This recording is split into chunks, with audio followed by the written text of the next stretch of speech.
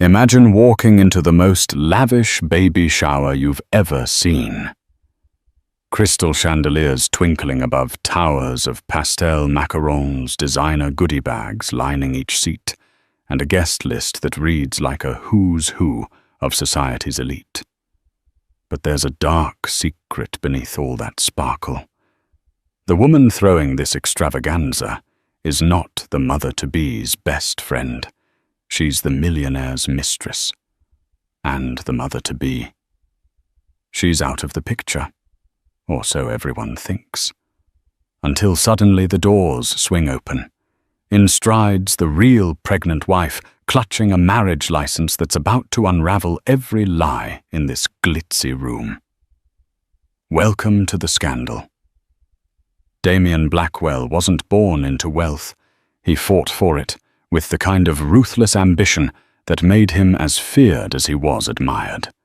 Standing at 6'2", with carefully styled jet black hair, Damian possessed an intensity that could either captivate or intimidate, depending on which side of his generosity you landed on. By age 35, he had turned a small real estate venture into a sprawling empire. His name was whispered at exclusive charity balls, and he was recognized by moguls in the business world. Tabloid columns loved to label him a self-made millionaire with a heart of stone, yet society columns fawned over him as the unstoppable visionary on the rise. Despite the rumors swirling around him, people craved his presence. They invited him to their galas and philanthropic events, hoping a portion of his Midas touch might rub off. He'd appear in the company of A-list celebrities. Oprah Winfrey once interviewed him on a short segment calling him the real deal, and he'd been spotted at a fundraiser sitting next to Bill Gates discussing global real estate strategies. His was a name that opened doors, sealed deals, and turned heads. But behind the veneer of polished success lay a tangled personal life.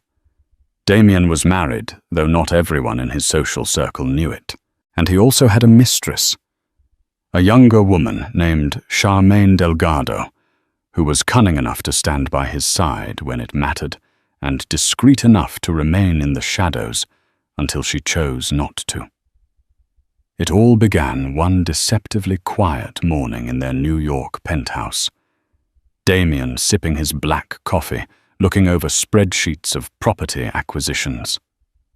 Charmaine flipping through a luxury magazine, her eyes lingering on an article about extravagant parties.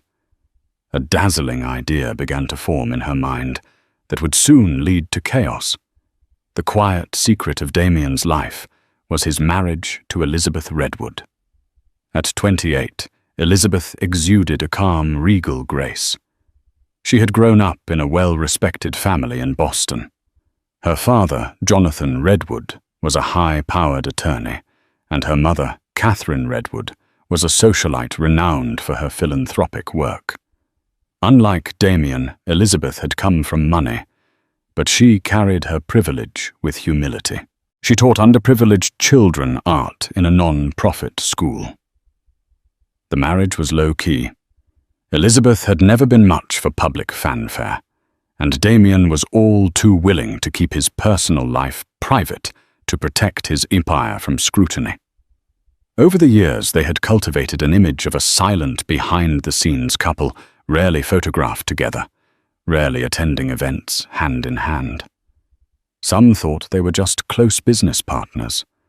Others assumed they had parted ways. Only a few intimates knew the truth. But Elizabeth was pregnant, something she had confided only in her close friend, Bella Thompson. They were planning to tell the world in their own time, but the pregnancy was a delicate matter. She had suffered 2 miscarriages in the past, and the heartbreak made her cautious. So Elizabeth kept a low profile, preferring to rest in the couple's Connecticut estate rather than remain in the hustle and bustle of the city. Damian's visits to Connecticut had grown infrequent. The demands of his business took him overseas, so he said, Elizabeth trusted him mostly. She had chosen to focus on her health, certain that once the baby arrived, their marriage would find renewed purpose. What she didn't know was that Damian wasn't merely away on business. He was in Manhattan often with Charmaine Delgado on his arm. And Charmaine was hatching a plan that would rattle the foundations of everything Elizabeth believed about her marriage. Charmaine Delgado was a woman who knew how to make an entrance. With chestnut brown hair styled in sleek waves, impeccable designer outfits, and a fierce determination in her hazel eyes, she had carved out a place for herself in high society, albeit on the margins of respectability. People whispered that she was Damian's mistress, but they also noticed that her circle included the wives of major hedge fund managers, fashion influencers, and even small-time celebrities who adored her lavish dinner parties. She wasn't satisfied with being a well-kept secret. Her ultimate goal was to become the next Mrs. Blackwell. She loved the taste of power she enjoyed at Damian's side. The hush money, the compliments, the exclusive events he brought her to under the pretense of a business associate. She wanted more than stolen weekends in a Paris penthouse or summers at a Tuscan villa. She longed to replace Elizabeth Redwood, whom she considered dull and undeserving of the empire Damian was building. "Have you thought about throwing a party?" Charmaine cooed one morning as she lounged in Damian's penthouse, the city skyline glittering behind her. A big one, with all the right people. It could be a statement event. Maybe a fundraiser for your new philanthropic arm. Damian, engrossed in reading a financial report, merely raised an eyebrow. "You know those events are important, but we have an entire pep team that organizes them. I don't need more noise around me," she persisted. "We need to show the world you're a man of the people, not just a cutthroat deal-maker. And you know I can handle logistics. Our friend Ariana Roswell from the Van Cleef & Arpels brand could sponsor part of it. It'll be huge, darling." He shrugged. "I'll consider it. Right now, I'm more focused on finalizing a land acquisition in Dubai." But that was just the first step of Charmaine's plan. She knew a single social event wouldn't be enough to stir up the scandal that might eventually push Elizabeth aside. She needed something bigger, something personal. And an opportunity was about to present itself in the most unexpected way. Miles away, Elizabeth Redwood was experiencing a new wave of mourning sickness in the Connecticut estate. Damian's presence had dwindled to phone calls, text messages. They were cordial, affectionate, even, but detached. He assured her he was overworked and traveling internationally, promising that once deals were settled, he'd be back for a calm, quiet life together, especially when the baby arrived. Late one night, Elizabeth felt an unsettling pang in her chest that had nothing to do with pregnancy. It was a sense that something was off. Her friend Bella had dropped by earlier in the day, showing her social media photos from a party Charmaine Delgado had thrown. Charmaine's Instagram stories were suspiciously replete with hints of a wealthy backer. The location was suspiciously similar to a penthouse Elizabeth recognized as one of Damian's properties in Manhattan. Elizabeth tried to stifle the jealousy, telling herself that this was just a business associate hosting a private function. But the uneasy feeling refused to go away. After all, rumors about an affair had trickled through her social circle for some time, but she had always dismissed them as petty gossip. Now the evidence was piling up, pictures of Charmaine in lavish settings that Elizabeth knew only Damian could access. She placed a hand on her small baby bump.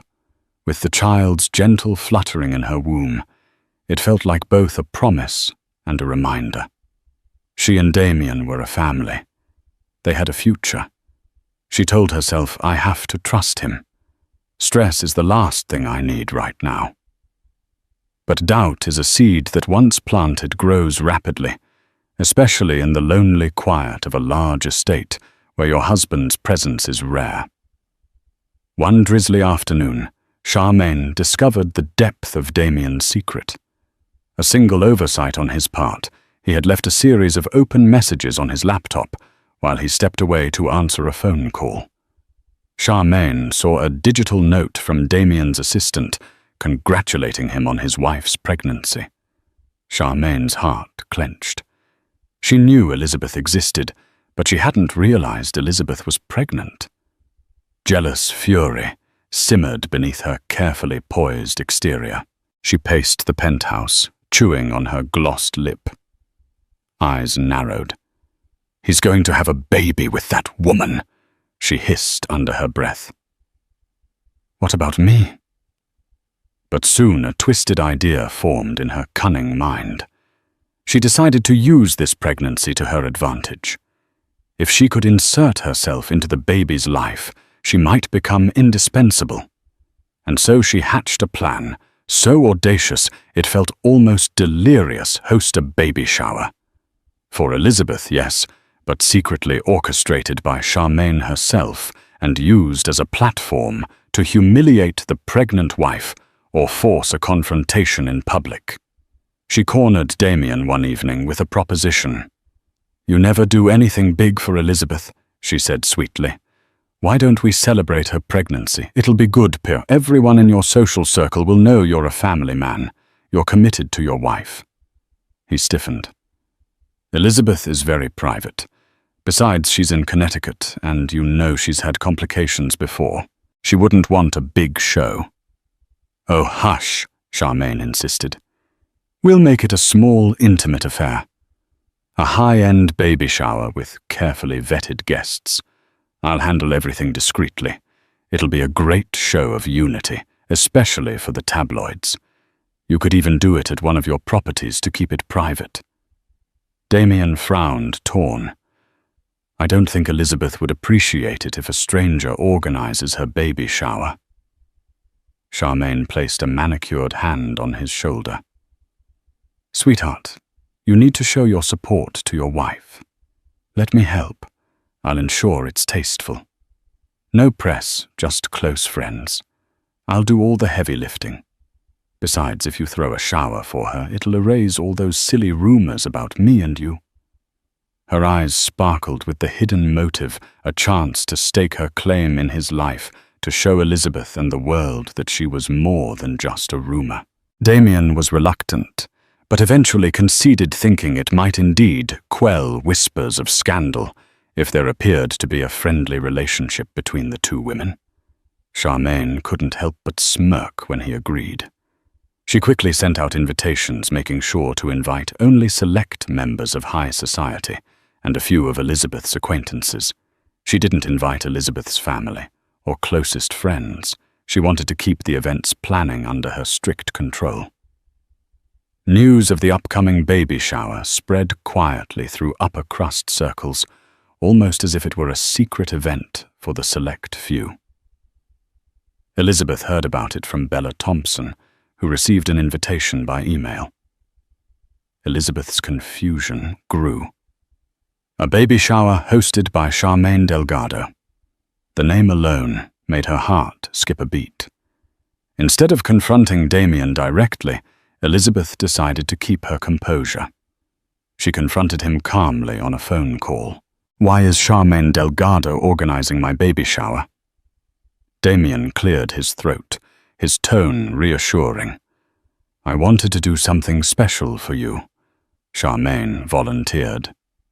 "She's helping me out. I have so many business commitments, and you know she's got connections in event planning circles. She promised it would be small and refined." Elizabeth's gut twisted, but a part of her wanted to believe he was telling the truth, that Charmaine was merely a helpful business associate. She grudgingly agreed to attend, if only to avoid stress and hope for the best. After all, she had always wanted a moment to celebrate her pregnancy with friends. Maybe this was an olive branch. Maybe it would help her and Damian reconnect. But behind the scenes, Charmaine pulled every string to make this baby shower a spectacle. She selected an opulent venue, a palatial rooftop terrace belonging to one of Damian's real estate partners overlooking Central Park. She ordered pastel floral arrangements, towering centerpieces of orchids and roses imported from a prestigious florist in Paris. There would be a harpist, a string quartet, an array of gourmet amuse-bouches, and a cake so lavish it rivaled wedding tears. In the hush of her private thoughts, Charmaine planned her own unveiling. She would arrive looking stunning, the perfect hostess. She'd drop hints about her closeness with Damian to unnerve Elizabeth. And if all went according to plan, Elizabeth would be so overwhelmed she might even retreat, leaving Charmaine to bask in Damian's spotlight. As the date of the shower approached, Elizabeth felt an unshakable anxiety.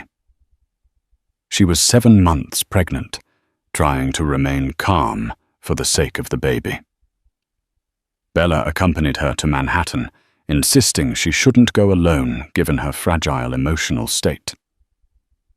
They arrived at the luxury hotel where Damian had booked them a suite.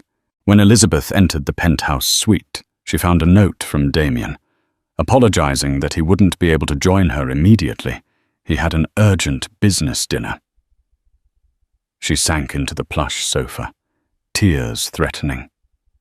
Her hand instinctively rested on her belly, feeling the baby's gentle kicks. Bella poured her a glass of sparkling water. "Damian's being distant again," Bella said softly. "Do you trust him?"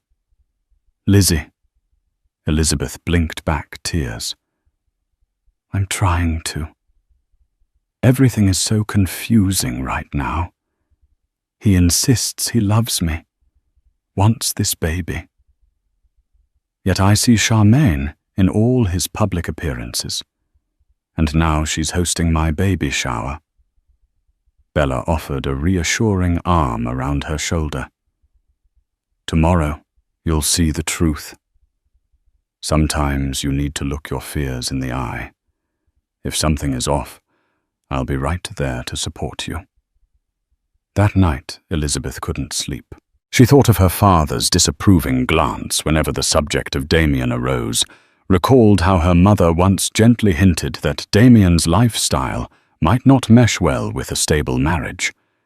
Elizabeth had defended him passionately, saying he was just driven, not unfaithful. Now her worst suspicions were creeping in. Could Charmaine Delgado be more than just a helpful business associate?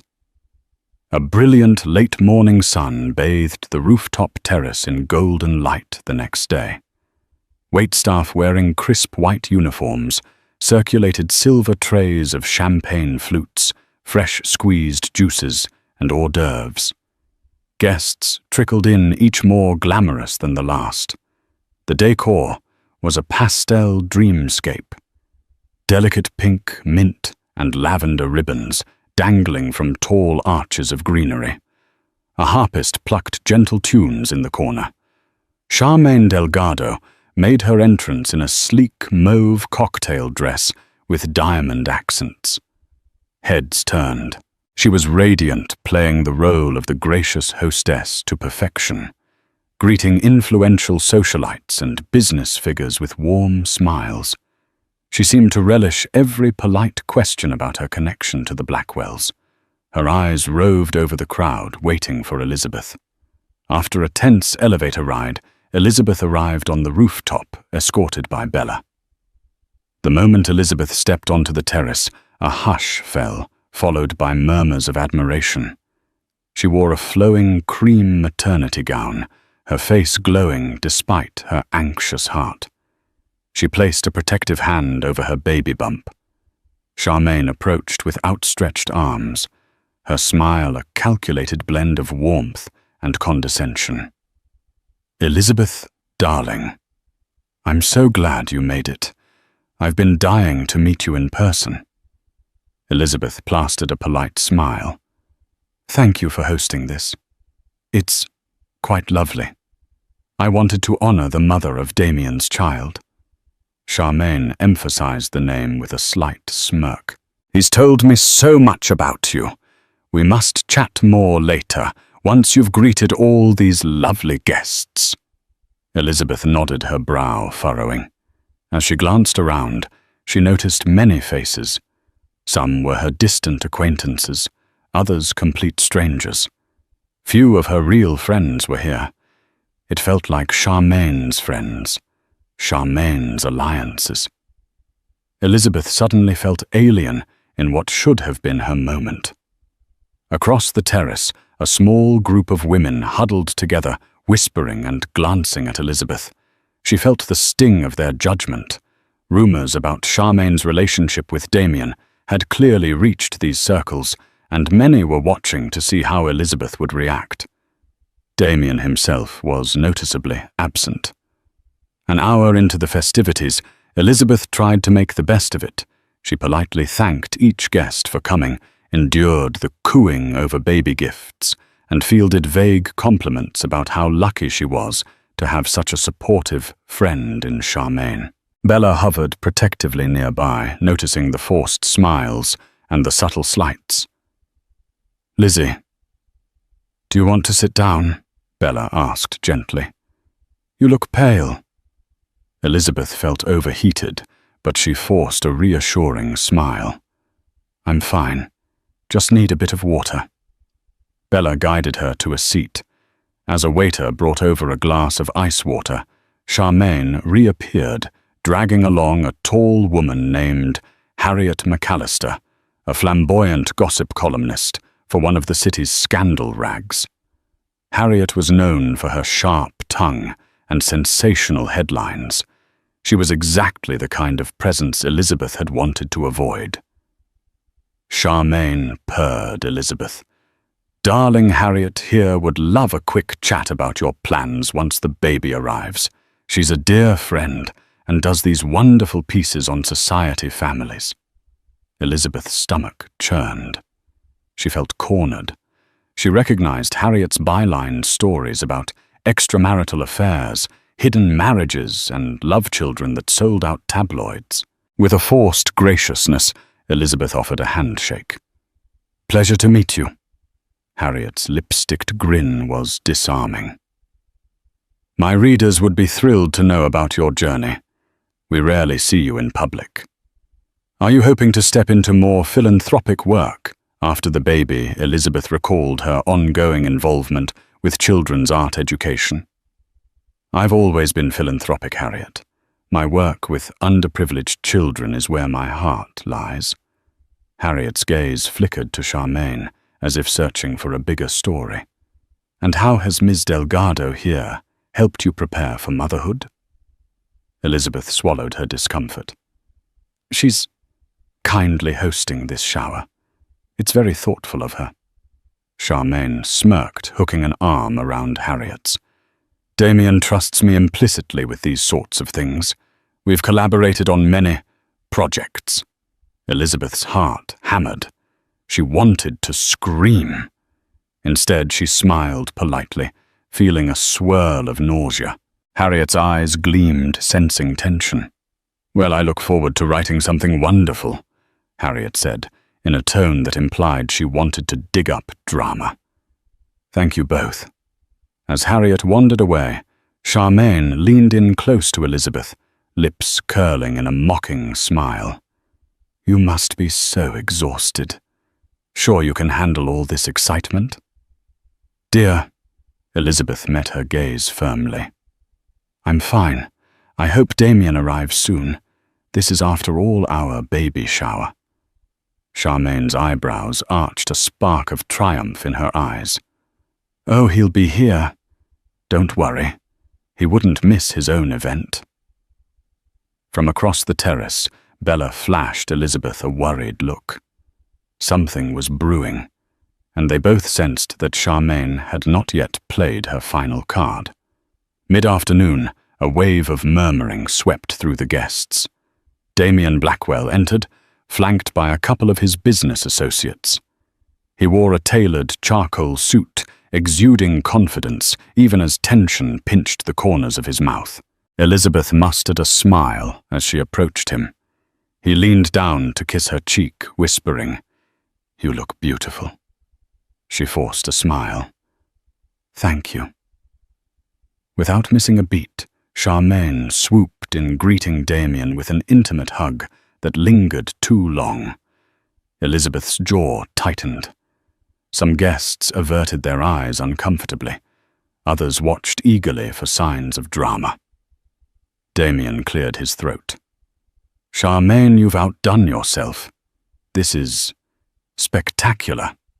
She beamed. "Only the best for your wife."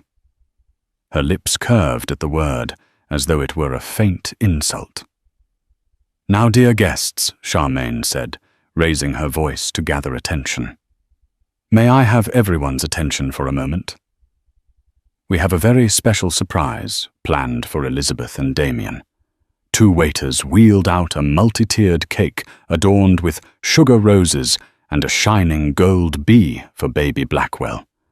Gasps of admiration rose among the guests.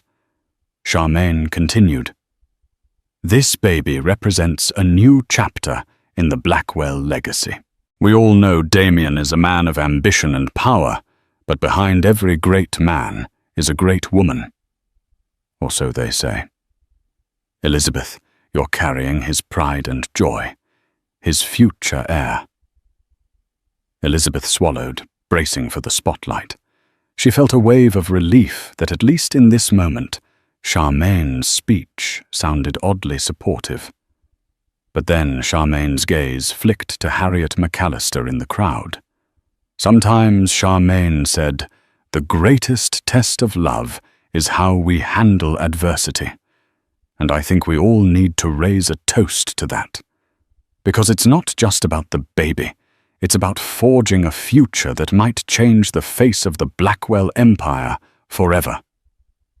A hush fell as glasses were lifted. Elizabeth felt something ominous in Charmaine's words. Damian's expression was inscrutable, yet a slight twitch in his jaw betrayed tension. "Cheers!" Charmaine declared, her eyes flashing with triumphant challenge. Glasses clinked, but no one seemed entirely at ease. It was as though the moment was waiting for something to drop like the hush before a devastating storm. The cake was sliced. The harpist played softly, and guests milled about in the golden glow of early evening. Bella pulled Elizabeth aside gently, pressing a crisp document into her hand. "Lizzie, this came by courier for you at the hotel front desk. It's from your father." Puzzled, Elizabeth unfolded the paper. Her eyes scanned over a statement from her father's attorney, referencing property transactions tied to Damian and Charmaine Delgado, purchased under a shell corporation. Elizabeth's heart stuttered. So it was true he was financially supporting Charmaine in more ways than a simple fling. There was mention of a property in Paris, high-end jewelry acquisitions, and hush money payments disguised as consulting fees. Tears pricked Elizabeth's eyes. Her father had, in his own cautious way, tried to protect her. This document spelled out a betrayal more devastating than any rumor. She glanced at Bella, who squeezed her hand in support. Elizabeth took a steadying breath. "I need to confront him. Now." Leaving Bella behind, Elizabeth navigated through the throng of guests. She found Damian alone near the bar. His phone buzzed on the counter beside him. He looked anxious, swirling the amber liquid in his glass. She handed him the document, voice quivering. "Damian, what is this?" He scanned the pages, color draining from his face. "Elizabeth, I can explain." Her voice rose, trembling with anger and heartbreak. "Explain how you're buying properties for this woman while I'm at home pregnant with your child. How many lies have I believed? Were you ever traveling on business or just off with her?" He tried to grab her hand, but she recoiled. "It's complicated. I was trying to protect you, the baby. My deals are huge. They require alliances. Charmaine was Elizabeth's eyes glistened. You used me. I was carrying your child, hoping we'd be a real family, and you've been building a future with her. A hush spread as guests nearby picked up on the argument. Charmaine across the terrace watched like a hawk, lips curving into a small smile. Damian struggled for composure, but the tension in the air crackled. Elizabeth turned away, tears streaming. She was about to flee when Charmaine made her final move. Charmaine approached, feigning concern. "Elizabeth, darling, is something wrong?" Elizabeth glared at her. "Don't darling me. You know exactly what you've done." Damian looked on helplessly. Charmaine battered her lashes, turning to the onlooking crowd. "My friends, please, let's give Damian and Elizabeth some space." Then, in a lower voice, she added, "We're all on the same side, right? This is Damian's baby, after all." Elizabeth's voice cracked. "You have no business in my marriage." Charmaine smirked. "I hate to be the bearer of difficult news, but you might want to brace yourself." She placed a hand on her own stomach. "Because I'm pregnant, too." Gasps rippled through the guests like an electric shock. Elizabeth's face went ghostly pale. The words seemed to echo, bouncing off the marble columns of the terrace. Damian's eyes widened in horror. What Elizabeth breathed, barely able to stand. Bella rushed to her side, supporting her. Charmaine's smirk deepened. "Surprised Damian is going to be the father of my child. That's the real reason I planned this shower. A test run, if you will, for the bigger celebration." A mixture of shock and revulsion spread across the guests. Harriet McAllister had her phone out, already taking notes for a sensational article. Elizabeth's trembling hand rested on her own belly. The heartbreak was overwhelming. She thought of the many nights she prayed for this pregnancy to be safe, while her husband created a new life with Charmaine. The betrayal was too immense to put into words. Damian looked trapped, like a man whose secrets had finally caught up to him. "Charmaine," he hissed. "You said you wouldn't." She flipped her hair triumphantly. "I changed my mind. You can't sweep me under the rug anymore, Damian, especially not when I'm carrying your child. Everyone here deserves to know the truth." Elizabeth's legs weakened, and Bella guided her to a chair. The crescendo of scandalous whispers rose around them. For a moment, Elizabeth's world spun. Quietly, deliberately, Elizabeth stood again. She locked eyes with Charmaine, then glared at Damian. Her anger surged, adrenaline fueling her. She reached into her small clutch and pulled out a document, her official marriage license to Damian, along with a copy of their wedding certificate, sealed and signed by the state of Massachusetts. She raised her voice with as much composure as she could muster. "You think you can come into my baby shower, my life, and pretend you have some rightful claim to my husband? Let me make something clear to everyone. Here I am, Mrs. Elizabeth Redwood Blackwell, and that is not changing unless I say so." She held the documents up for the onlookers to see. "This is our marriage license, and we are legally married. This scandal you're trying to create will not erase that fact." Charmaine's composure wavered for a second, but she quickly regained her smugness. "Legally married or not, I'm carrying his child. That's a bond you can't break." Elizabeth's tears were gone, replaced by anger and the fierce protectiveness of a mother. "Get out of my face!" Damian tried to step between them. "Both of you calm down. This is not the place for..." Elizabeth turned on him with fury in her eyes. "Not the place, Damian. You let your mistress plan my baby shower. You humiliated me in front of all these people. You might have impregnated her too." And you have the audacity to say this is not the place. He reached for her hand, but she pulled away. The tension in the air was suffocating. Harriet, phone in hand, was practically salivating at the unfolding drama. The hush gave way to frantic whispers. Some guests discreetly slipped away, wanting no part in the public meltdown. Others stayed transfixed as though watching a train wreck they couldn't turn away from. Elizabeth staggered, pressing a hand to her belly. Bella, alarmed, quickly came forward. "We need to get you out of here, Lizzie." Charmaine sneered. "Oh, the poor dear. Maybe next time she won't be so self-righteous when she's married to a man who can't stay faithful." Elizabeth's voice trembled with outrage. "If I wasn't pregnant, I'd slap you right now." Bella, furious, snapped.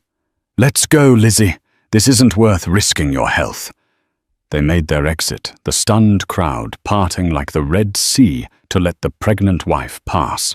Charmaine's lips formed a triumphant smirk, as though she had won something. But in truth, she had just ignited a scandal that would haunt all three of them. Damian hesitated a moment, torn between chasing Elizabeth and dealing with Charmaine. Ultimately, he rushed after his wife, leaving Charmaine in the middle of the shell-shocked guests. Harriet McAllister wasted no time snapping a covert photo of Charmaine's smug face. Later that evening, social media was ablaze with rumors of the fiasco. Several guests posted cryptic updates. "Never seen a baby shower end with such fireworks." Harriet McAllister teased a big exposé fueling interest in every corner of Manhattan high society. Back in the penthouse hotel suite, Elizabeth was inconsolable. She had locked herself in the bedroom while Bella tried to calm her down, urging her to rest, to think of the baby. When Damian arrived, Bella blocked his entrance. "Lizzie doesn't want to see you right now." Damian spoke in a low, urgent voice. "I need to explain." "Please, Bella." Bella's eyes flashed with protective fury. "Explain how you lied to her for months, how you not only cheated on her but let your mistress host her baby shower." "Just go, Damian. You've done enough." The door cracked open. Elizabeth's voice, weak from crying, emerged. "Let him in, Bella. I need to hear what he has to say."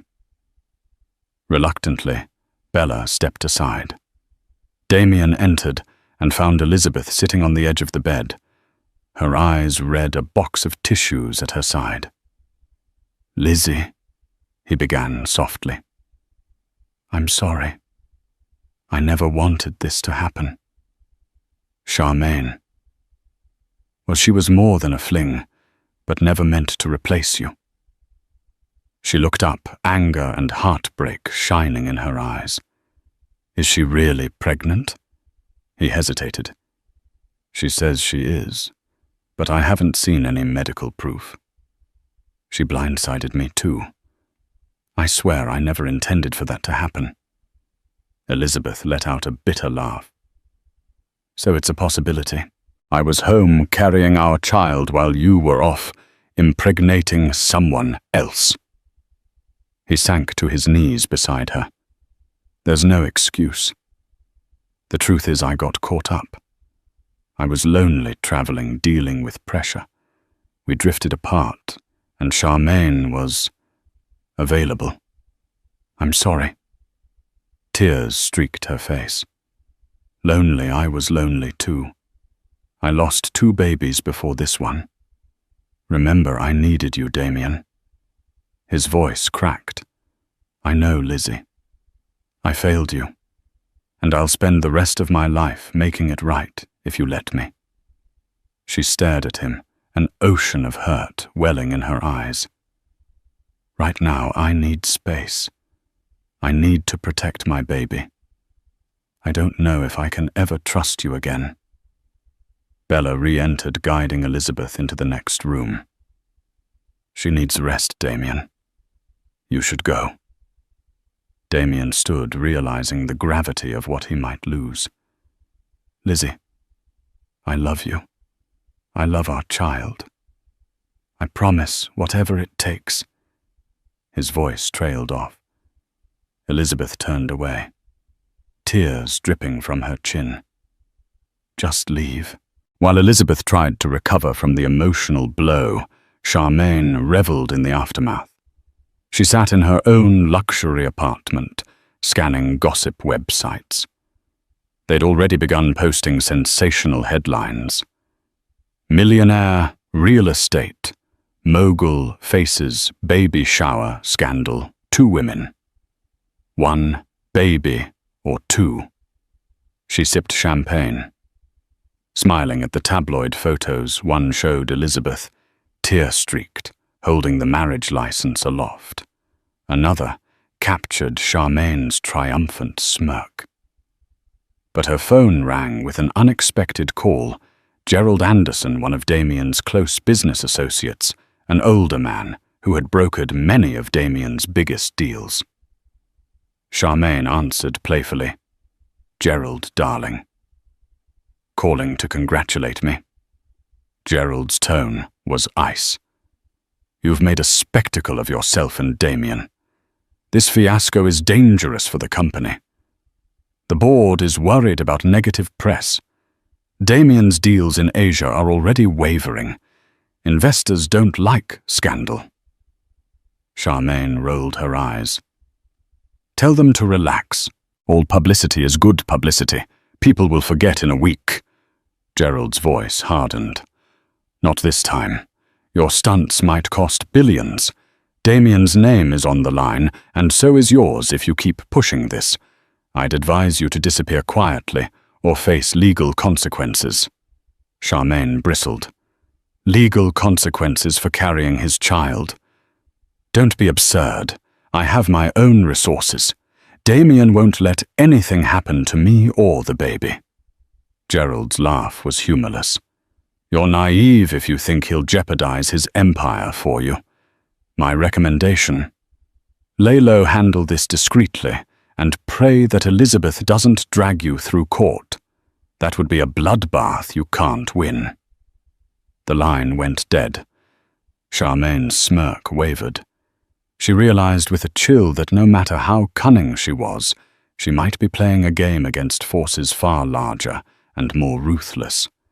Still, she refused to be intimidated. Damian might be the father of her unborn child if she was indeed pregnant, and she intended to leverage that to her greatest advantage. Days turned into a week, and the scandal didn't die down, as Charmaine had predicted. If anything, it spread further. Media outlets that usually stayed away from private affairs devoured the story. Online forums buzzed with speculation. Damian's reputation took a hit, and so did the share price of some of his companies. In Connecticut, Elizabeth tried to find solace. She spent hours in her art studio painting her emotions, swirls of dark blues and fiery oranges depicting her turmoil. Bella stayed with her, ensuring she ate and rested. Late one afternoon, her father, Jonathan Redwood, arrived. He was a tall, stern man who rarely showed emotion. When Elizabeth saw him step into her living room, she burst into tears. She was Daddy's little girl, and her heartbreak was palpable. He held her gently. "I'm here now, Lizzie. We'll fix this." Through sobs, she recounted everything. The baby shower. Charmaine's bombshell, the public humiliation. Jonathan listened quietly, anger flashing in his eyes. "It's time to think about your future, not just your marriage," he said in a measured tone. "Damian's not the only one who can protect you financially. You have your trust fund, and your mother and I will support you. If you want a divorce, we'll ensure you and the baby are taken care of." Elizabeth's lips trembled. "I love him, Dad, but I can't be with someone who betrays me. Not if he won't change. I have to put my baby first." He squeezed her shoulder. "Your mother and I stand behind you. We'll consult with top lawyers, Whether you want a settlement or full custody, we'll figure this out. Elizabeth took a shaking breath. I just need time to think. I don't want a drawn-out court battle. It's too much stress for the baby. But I won't let Charmaine ruin my life. Her father nodded. Take all the time you need. We'll keep your options open. In that moment, Elizabeth felt a seed of strength. She might have lost faith in her marriage, but she wasn't helpless. She had her own resources and a powerful family behind her. She vowed not to let her child suffer because of Damian's mistakes. Meanwhile, Damian scrambled to contain the fallout. He held emergency meetings with his PR team and business partners. They devised a strategy to minimize damage, releasing a statement that personal matters are being handled privately and urging the media to respect the family's privacy. But the tabloids thrived on scandal, and every new rumor about Charmaine's alleged pregnancy fueled more headlines. Damian left countless voicemails for Elizabeth. She rarely answered, speaking only when absolutely necessary, mostly about her doctor's appointments. Desperate, he drove to Connecticut unannounced, ignoring his schedule of business calls.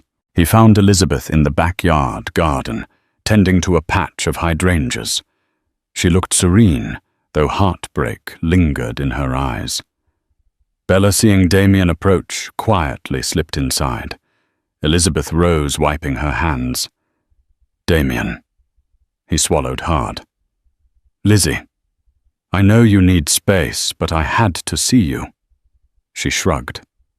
I'm guessing your board is demanding that you fix this mess. He sighed. They are. But that's not why I'm here. This is about us, our baby. I'm sorry I let Charmaine get so close. I was an idiot letting her host that shower.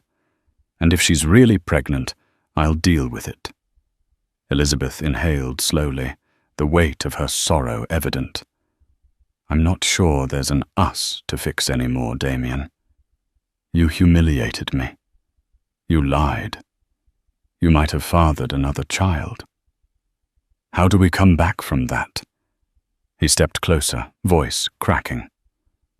By remembering what we had, what we still have. We've always been there for each other, especially after our miscarriages. Don't let Charmaine's scheming tear us apart. Elizabeth bit her lip. Memories of their wedding day fluttered in her mind, the quiet vows, the sense of hope. Could she forgive him? Finally she spoke. I can't just snap my fingers and pretend everything's okay. I need to see you genuinely change. I won't raise this baby in a broken home. But I also won't let you walk in and out as you please. It's all or nothing. He nodded, tears gleaming in his eyes. I understand. Whatever it takes, I'll do it. I'll cut Charmaine out of my life, if that's what you want. Elizabeth's gaze turned steely.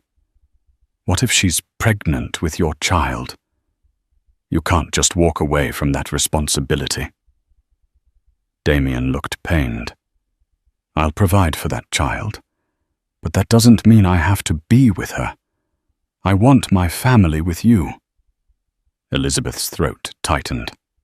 Show me you mean it. Because if this is another lie, Damian, I promise you I will walk away for good. A week later, a private meeting was arranged. Elizabeth insisted on seeing Charmaine's proof of pregnancy before making any decisions. Charmaine agreed to a meeting, likely eager to flaunt her hold over Damian. They chose a neutral location, Gerald Anderson's stately townhouse in the Upper East Side, away from prying paparazzi cameras. Elizabeth brought Bella and her father. Damian arrived with 2 of his lawyers. Charmaine came with a small entourage, including a self-proclaimed celebrity attorney known for high-profile cases. Tension was thick. Jonathan Redwood set the tone. We're here to determine if Ms. Delgado is truly carrying Damian's child. If so, we'll discuss necessary arrangements and responsibilities. If not, we'll consider legal action for defamation and emotional distress. Charmaine, wearing a fitted designer dress that showed only a slight curvature at her stomach, crossed her legs confidently. "How dare you threaten me? I have every right to be here to claim what's mine." One of Damian's lawyers interjected. "We have a doctor on standby to conduct the appropriate blood tests and ultrasound. You agreed to this, Ms. Delgado." Charmaine hesitated. "I want my own doctor. Someone I trust." Jonathan Redwood shook his head. "We'll have an impartial physician, one neither side can manipulate. If you refuse, we'll assume you're lying." Charmaine's eyes flicked to Damian. "You'd do this to me." "Doubt my word," he sighed. "You've given me every reason to doubt you, Charmaine." "I need proof." She glowered, but eventually relented with a shrug of feigned indifference. "Fine. Test me.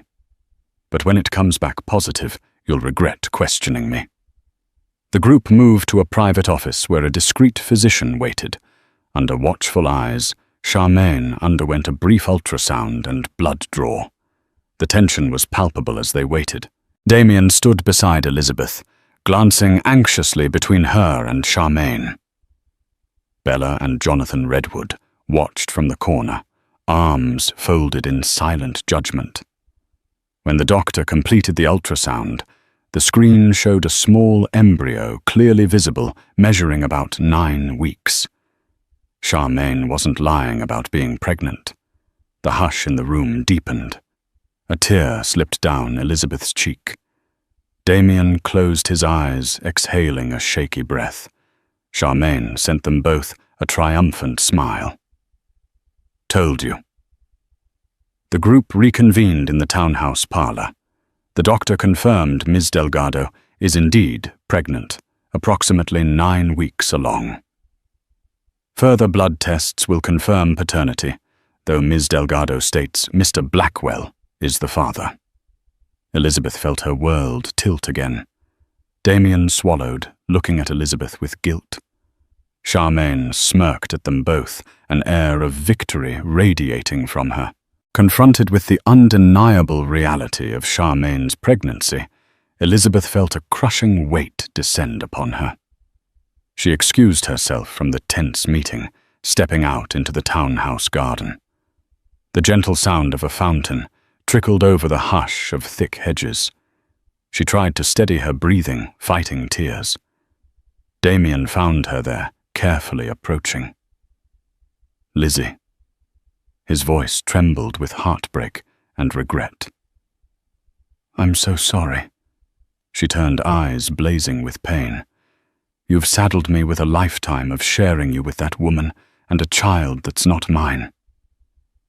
Do you realize how devastating this is?" He reached for her hand, voice thick with remorse. "All I can do is own my mistake.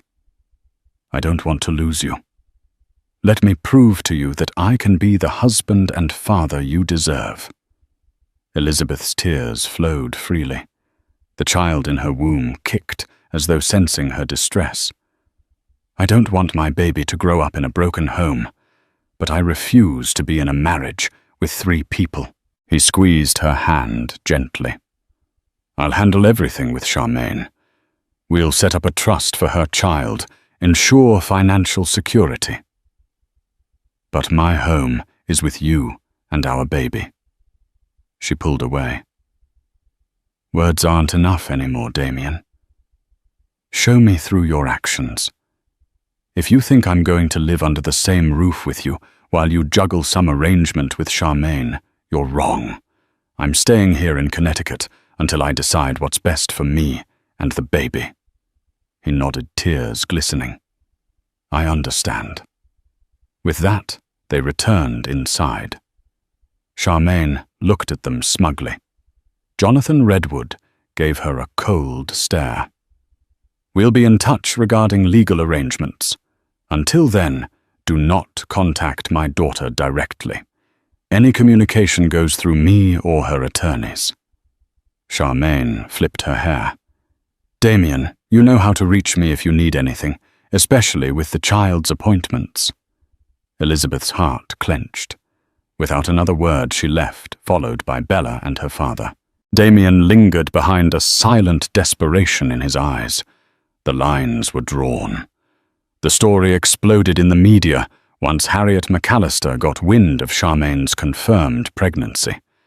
The tabloids had a field day with headlines like "Millionaire's double-duty wife and mistress both pregnant."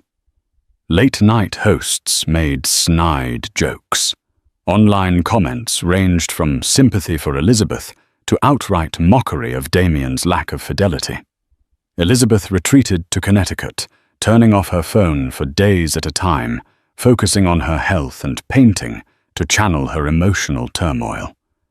Bella stayed with her, creating a buffer against the swirling press. Jonathan Redwood consulted with divorce attorneys, property lawyers, and PR strategists to weigh every possible outcome for Elizabeth. Damian did his part to distance himself from Charmaine, if only to placate Elizabeth and salvage his marriage. He cut off personal contact channeling communication through his lawyers. He tried to focus on his business acquisitions, but investors grew skittish. The scandal had tarnished his brand. He faced a crisis in Asia when a major partner threatened to pull out unless he resolved his domestic issues. Charmaine, for her part, attended a few public events, flaunting a small baby bump lapping up the media attention.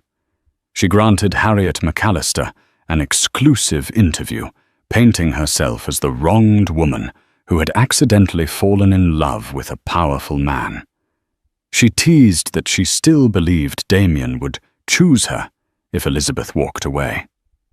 Despite the bravado, she was beginning to fear the Redwood family's legal might. As Elizabeth neared her 8th month of pregnancy, her doctor worried about her elevated stress levels.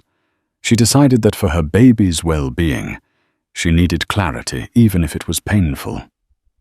She summoned Damian to Connecticut for a final decision. They sat in the sunroom, where the afternoon light filtered through tall windows. Elizabeth wore a simple linen dress, her large belly a testament to how close she was to giving birth. Damian, looking weary and older than his years, sat across from her. Bella remained nearby, silently supportive. Elizabeth spoke first, her voice calm but resolute. "I've had time to think.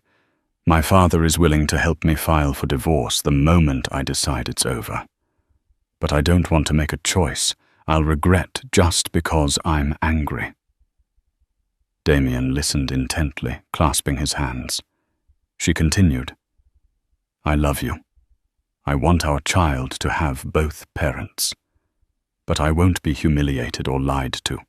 If I stay, I need to know Charmaine is out of our life in every possible way, except for the child you'll need to support.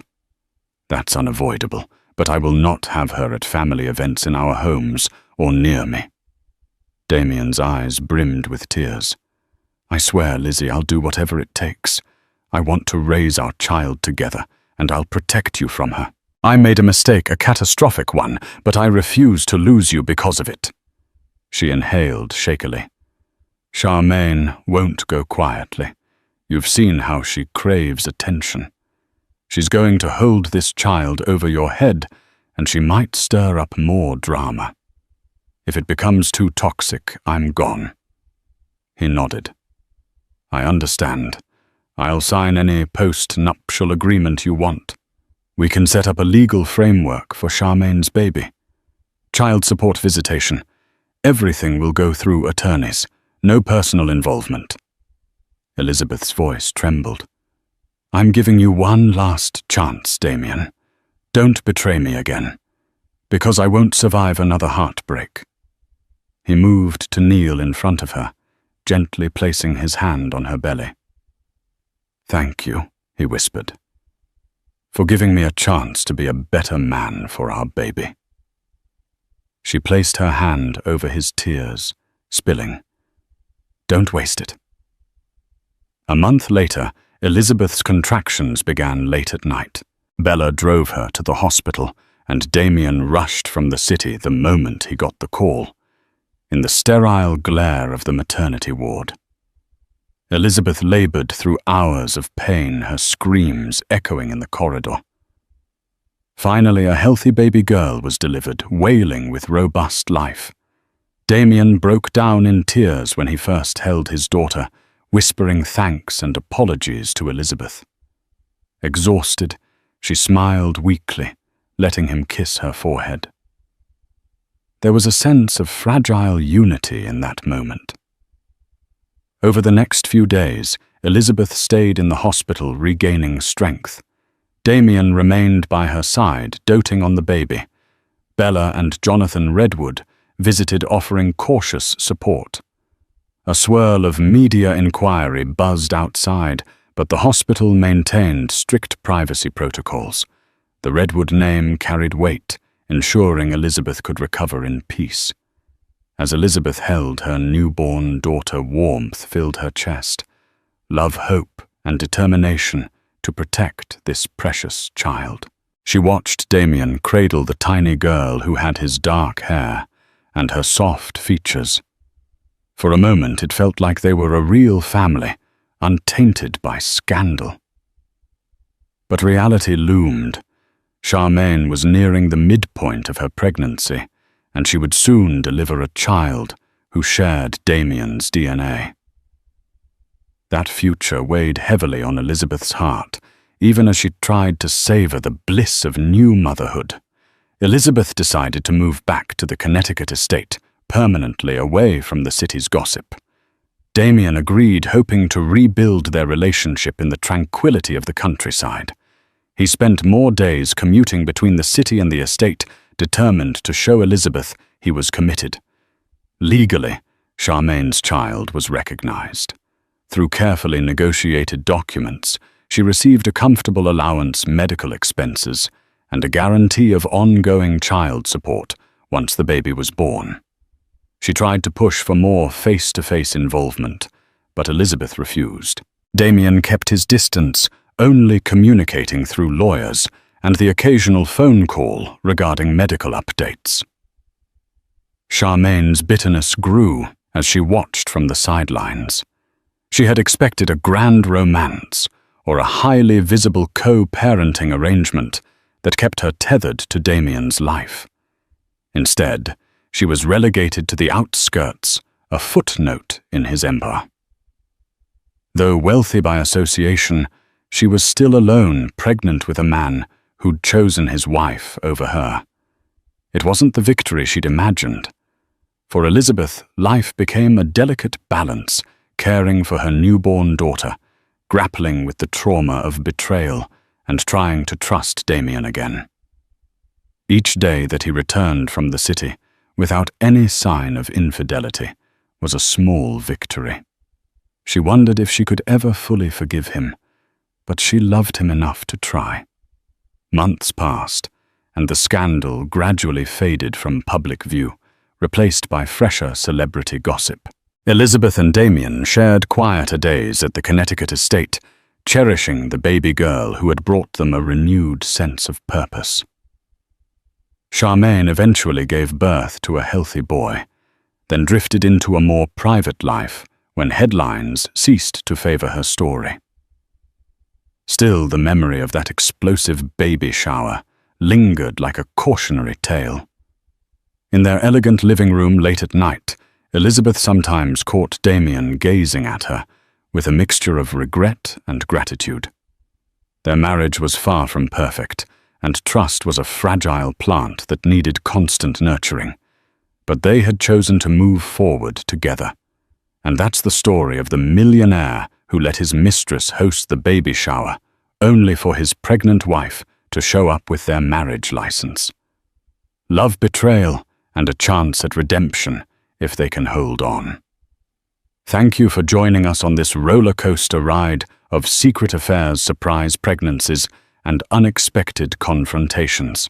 If you were as captivated by this tale of love, betrayal, and redemption as we were, please hit the like button and let us know your thoughts in the comments below. Share this video with your friends who crave juicy drama and unforgettable twists. And don't forget to subscribe to our channel, because we'll be bringing you even more riveting stories that shine a light on the hidden scandals lurking beneath the glittering surface of high society.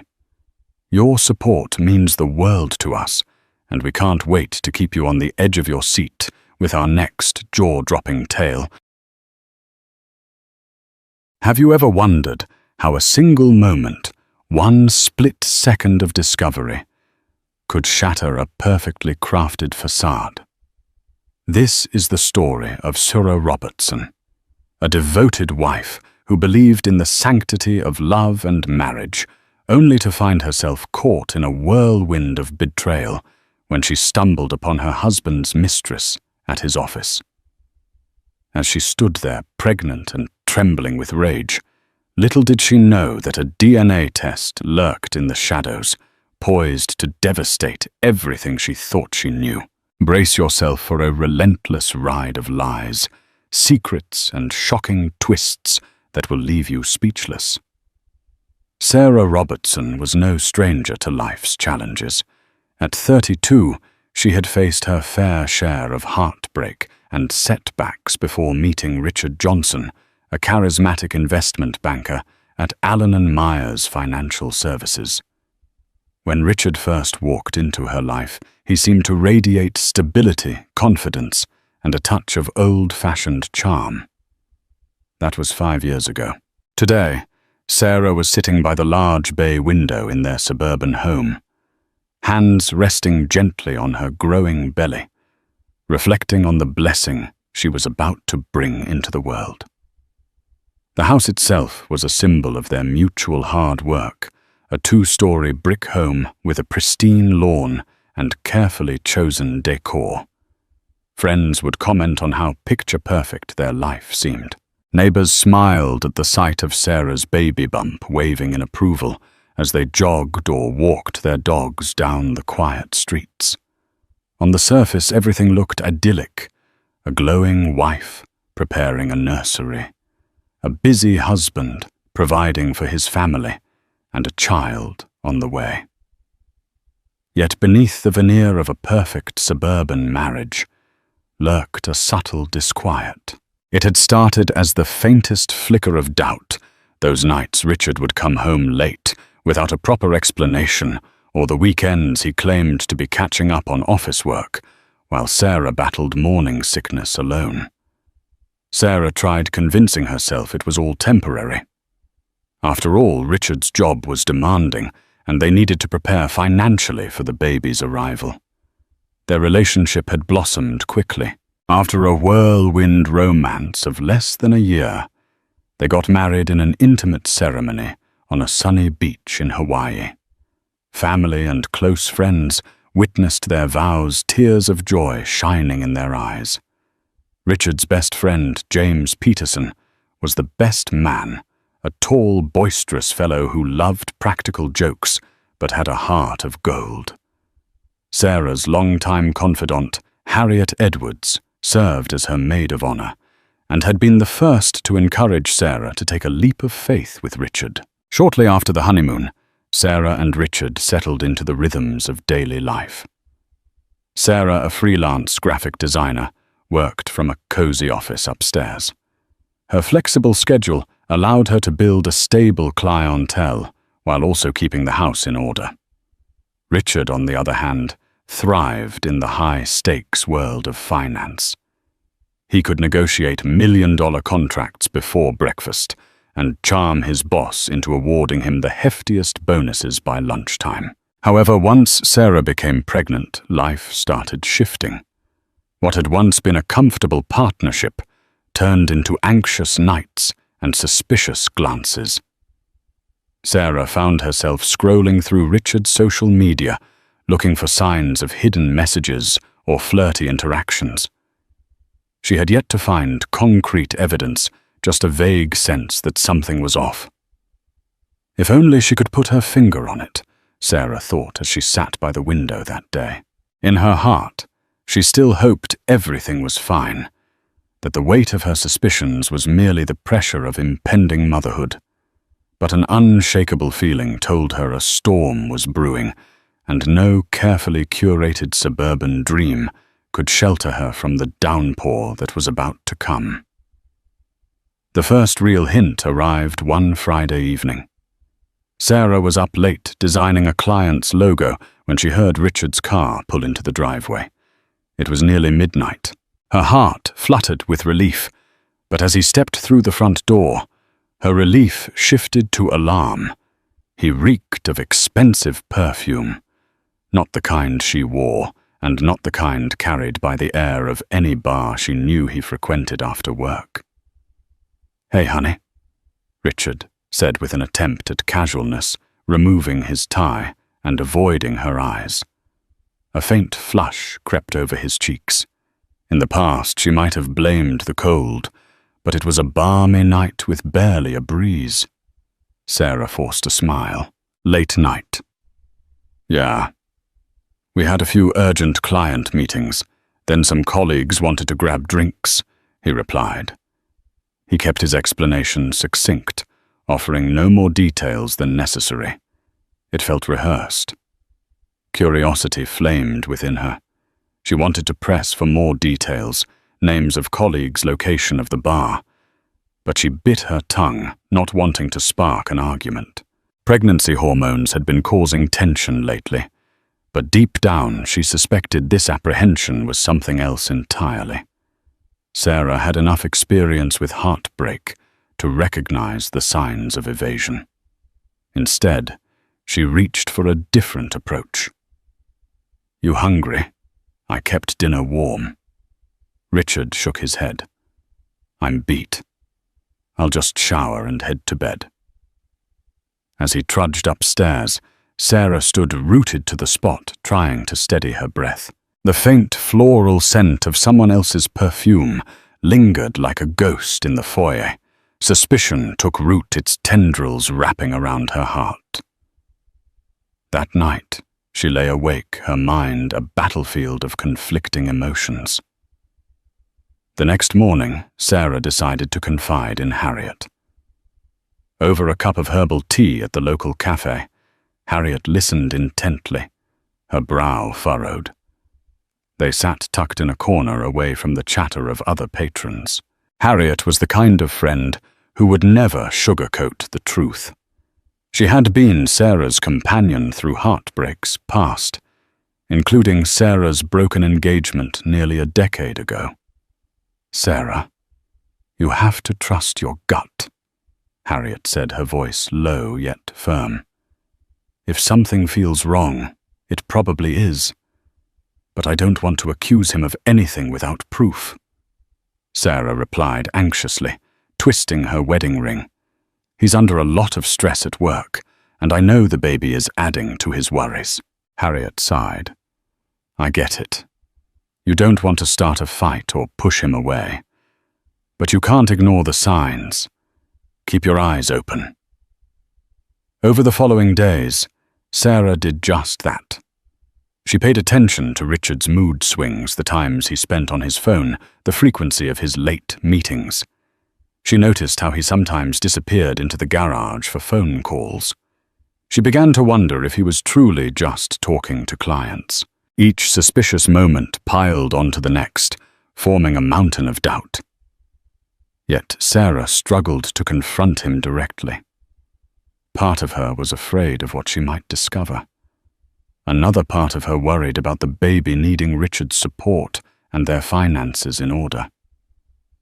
But little did she know that her suspicions were about to be validated in a far more dramatic way than she could have ever anticipated. It was a bleak Wednesday afternoon when everything came crashing down.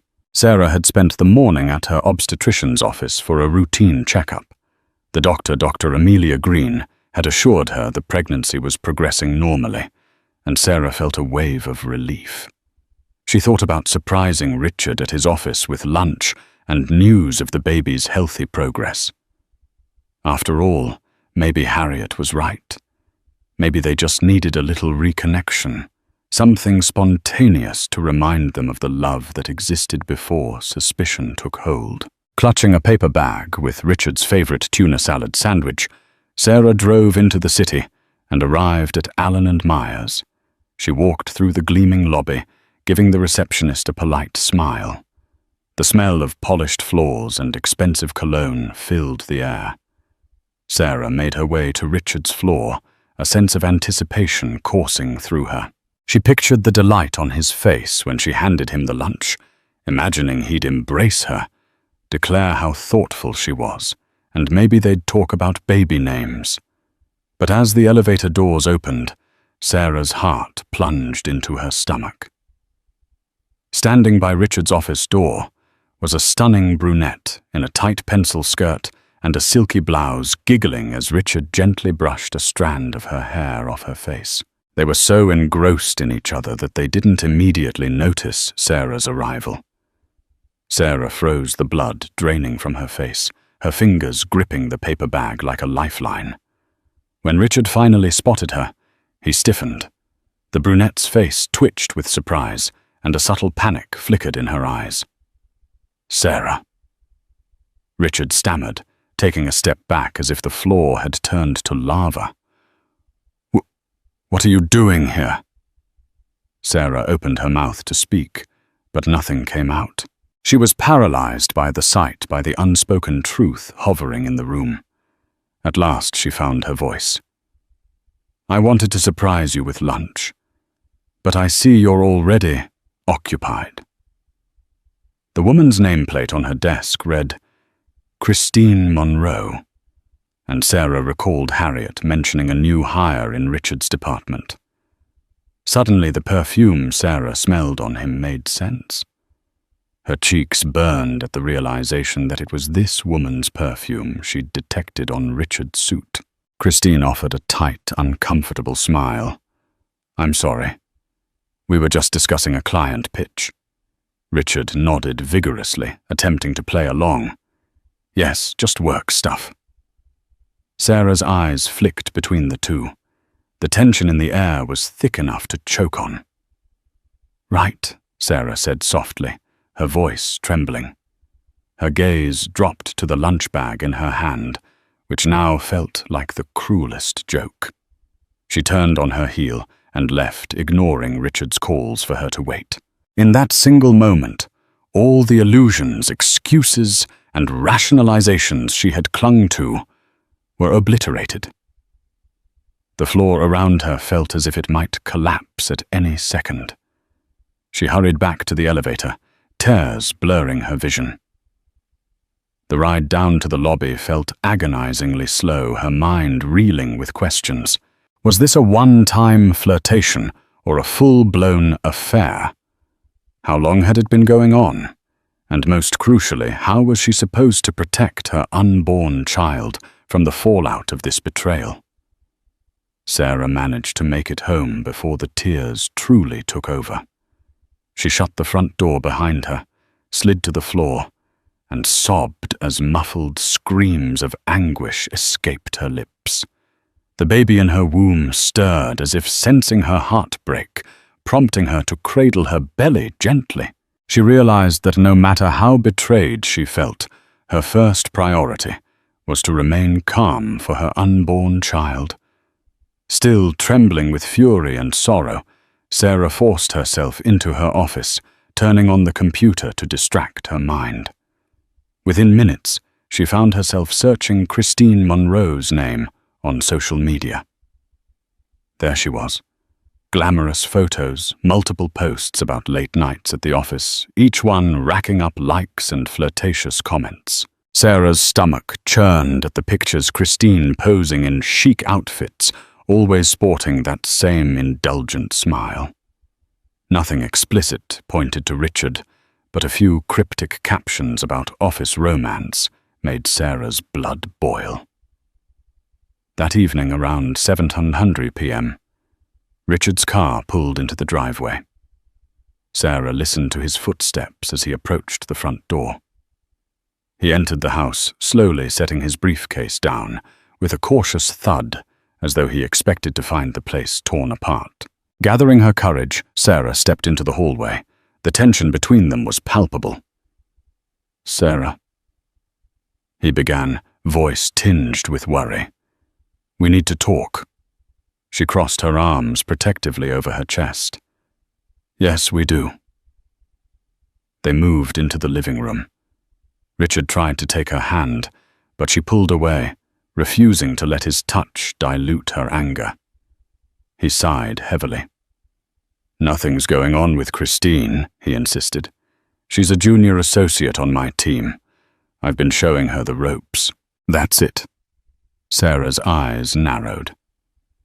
"Really? Then explain the perfume. On your clothes the late nights, the looks you two shared in your office. Does that all mean nothing?" He opened his mouth to retort, but fell silent, seemingly at a loss for words. That hesitation spoke louder than any confession. Sarah swallowed hard, tears threatening to surface again. "Look," Richard muttered finally. "I admit things got complicated. We spent a lot of time together on projects, had some drinks, maybe it crossed a line. But I swear it isn't serious." Sarah shook her head, the anger boiling. "It isn't serious to you because you have a wife and a child on the way. You can pick up and drop these little flings whenever it suits you. But do you have any idea what this does to me? To our family?" Richard ran a hand through his hair, frustration evident. "I love you, Sarah. I'm trying to handle a lot of pressure at work, and I messed up. But you have to believe me, Christine and I. It's not love. It just happened." Those words hit Sarah like a punch to the gut. It just happened, as if betrayal was an accidental slip. Her tears returned in full force, but she refused to crumble in front of him. She took a shaky breath, determined to keep control. "I'm pregnant with our baby," she said, voice quivering. "I have no choice but to fight for us but you. You chose to destroy my trust. If we're going to get through this, you need to end it. Immediately." Richard nodded, though he looked more defeated than sorry. Sarah wanted to scream, to throw something, but she needed to remain as composed as possible. Her voice trembled with resolve. "You'll have to prove to me that this is over, Richard. Otherwise, I'm gone." In the wake of the explosive confrontation, Sarah found herself seeking solace in the company of loved ones. She confided in her older sister, Diana Robertson, a pragmatic attorney who lived only a few miles away. Diana wasted no time inviting Sarah over for a Sunday brunch, hoping to offer both emotional support and legal advice if it came to that. Seated at Diana's dining table, Sarah took measured sips of orange juice while recounting the events leading up to her discovery in Richard's office. She spoke of perfume, late nights, and the image of Christine Monroe's flirtatious gaze. Diana listened carefully, her expression grim. "It sounds like you have enough to believe he's been unfaithful," Diana said at last, placing a comforting hand over Sarah's. "But the question is, do you still want to fight for this marriage?" Sarah's eyes brimmed with tears. "I don't know. I keep thinking about the baby. Growing up with divorced parents isn't easy. But I also can't keep living with this weight on my heart." Diana nodded. "If you decide to separate, you should be prepared financially and emotionally. But if you choose to stay, he has to work for it. He must cut ties with that woman immediately." Later that same day, Harriet dropped by Sarah's house, bearing homemade lasagna and unwavering moral support. Harriet was incensed by Richard's behavior. "How dare he put you through this, especially when you're pregnant?" she fumed. Sarah shook her head, tears threatening once again. "I feel so torn, Harriet. One moment I want to pack my bags and leave the next. I remember that I still love him. And then there's this baby. With a determined look, Harriet squeezed her friend's hand. You're not alone in this. We'll figure it out together. Meanwhile, Richard faced his own reckoning. His parents, Walter and Margaret Johnson, were old-fashioned in their views on marriage and family. They had always adored Sarah for her kindness, and believed that once a man pledged his vows, he was to honor them.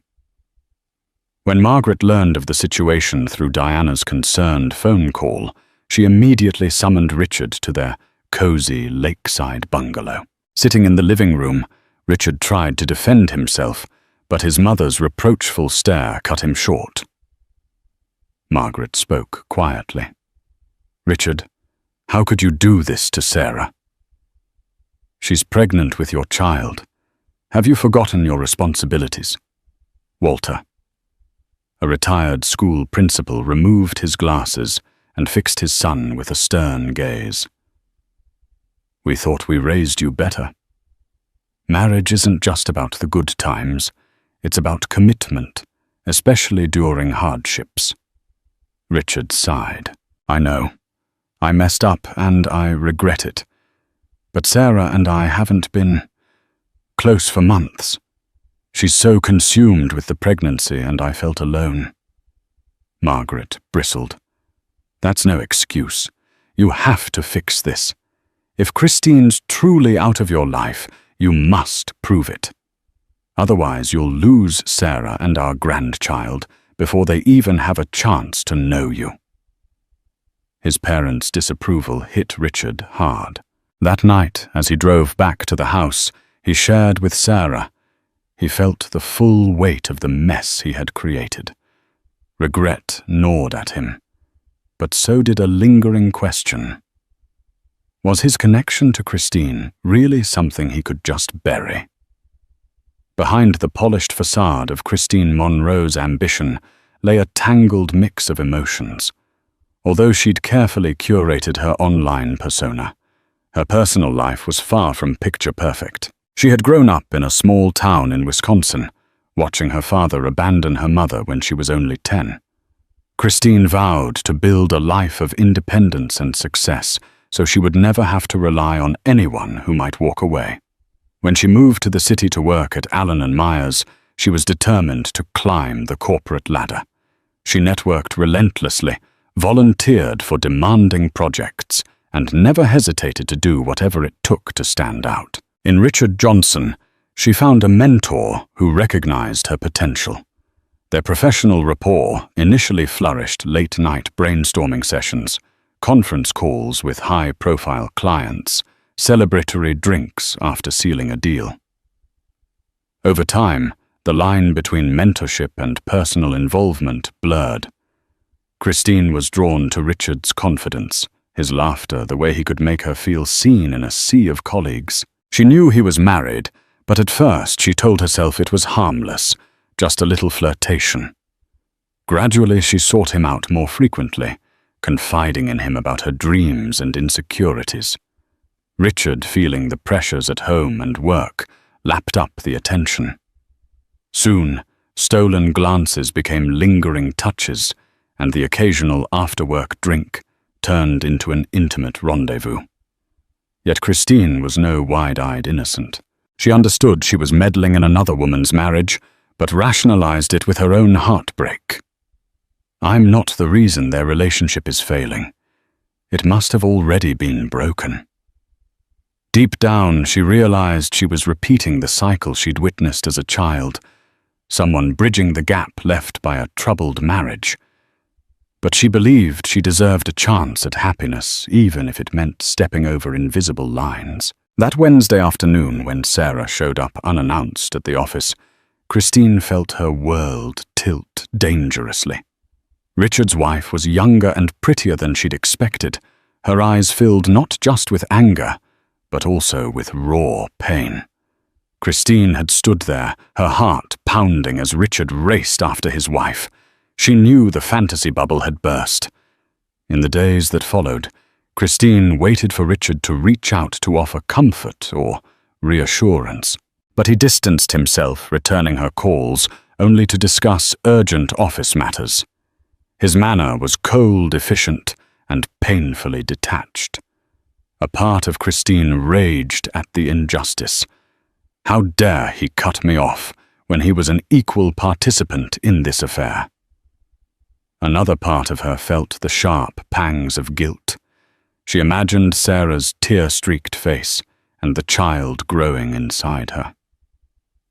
One evening, Christine found herself alone in her upscale apartment, a glass of wine in hand. She scrolled through countless photos, rereading messages that once felt exciting. Now they stung with regret. She contemplated resigning from Allen & Myers, but her pride and ambition loomed. Why should she sacrifice her hard-earned position? Thus a storm brewed within Christine Monroe, a conflict between her desire for professional success, her lingering feelings for Richard, and her conscience nagging her about the pregnant woman she had wronged. Little did she know the next developments would force her to confront the consequences of her actions in ways she never anticipated. Richard Johnson found himself in a whirlpool of emotions. Each morning, he woke up beside Sarah, feeling the tension coil around them like an invisible rope tightening with every passing day. Her eyes, once filled with warmth and devotion, now bore a guarded gaze that reminded him of his betrayal. He tried to be attentive, waking early to brew her decaffeinated tea offering to drive her to doctor's appointments. But the unspoken accusation hung in the air. Work offered little respite. The once invigorating environment of Allen & Myers felt suffocating. Colleagues whispered about trouble in his personal life, and he couldn't escape Christine's presence. She still excelled at her job, commanding attention and respect from clients. When their paths crossed, an awkward silence replaced the friendly banter they once shared. He'd murmur a quick hello, avoid her eyes, and bury himself in spreadsheets or phone calls. Yet he was haunted by memories of her laughter and the closeness they'd shared. Richard's best friend, James Peterson, tried to intervene. James, who had known Richard since college, invited him out for a beer in hopes of getting him to open up. They ended up at O'Malley's pub, a dimly lit bar where the echo of clinking glasses and murmured conversations created a familiar backdrop. After a swig of beer, James leaned forward, concern etched on his face. "Rich, what's going on?" "You're a mess. Talk to me." Richard sighed heavily, rolling the cool bottle between his palms. "I messed up big time, James. Got involved with Christine, and Sarah caught us. She's pregnant, man. What kind of person does that to his pregnant wife?" James shook his head, empathy and reprimand mingling in his expression. "I'm not here to judge you, but you gotta fix this. Sarah's a good woman, and you're about to be a father." Richard nodded, a wave of guilt washing over him. "I know. I love her. I felt like we weren't connecting, and Christine was there offering some excitement. I never meant for it to go this far." "That's the problem," James replied softly. "You might not have meant it, but it happened. Now you have to choose which path you're going to take, and be ready to deal with the consequences." Consequences. The word settled heavily in Richard's chest. He thought about the baby, a tiny heartbeat that he had once eagerly anticipated hearing at every ultrasound. The idea of not being part of that child's everyday life terrified him. He imagined empty cribs and lonely nights in a half-furnished apartment if Sarah kicked him out. The vision stabbed at his heart. On the drive home, Richard pondered his options. On one side there was Sarah and their unborn child, a family that once represented hope and stability. On the other side there was Christine, dangerously appealing, yet complicated the living embodiment of a mistake he could not take back. Perhaps if he truly ended it with Christine, he could salvage his marriage. But a sneaking question remained. Would Sarah ever truly forgive him? Richard gripped the steering wheel, his mind whirling with regret and longing. He knew time was running out. Every day he delayed taking decisive action, he risked losing the life he once cherished. A month passed, steeped in tension and guarded conversations. Sarah's suspicions simmered, despite Richard's half-hearted attempts to show he was done with Christine. The situation came to a head when Harriet introduced a startling question. "Are you absolutely sure the baby is Richard's?" At first, Sarah was offended by the suggestion, but Harriet raised an uncomfortable point. Richard's unwavering suspicion that the baby's due date seemed off. Indeed, Richard had once casually mentioned that he couldn't recall Sarah's exact last menstrual period date. As if the stress of the affair wasn't enough, the spectre of doubt about paternity cast a new cloud over their already shaky relationship. Sarah felt both insulted and fearful. She'd never been unfaithful, but the seeds of uncertainty had been planted. Caught in a storm of worry, Sarah decided to take control of the narrative. She approached Richard with a proposition, a prenatal DNA test. "Let's settle this once and for all," she said, arms crossed defensively. "I have nothing to hide, and if it'll give you peace of mind, then so be it." Richard hesitated. On the one hand, if he learned the baby was indeed his, it might force him to face his guilt with no room for denial. On the other hand, a tiny part of him fed by his own insecurities wondered if Sarah had grown closer to someone else during their marital distance. The tension between them and the consistent presence of Harriet or Diana in Sarah's life gave him irrational twinges of jealousy. Eventually, he agreed. They went together to a specialized prenatal clinic recommended by Diana. The process was straightforward, a simple blood draw from Sarah and a cheek swab from Richard. The results would take a week, and those 7 days felt like an eternity, suspended in doubt. During that week, Sarah struggled with waves of anxiety.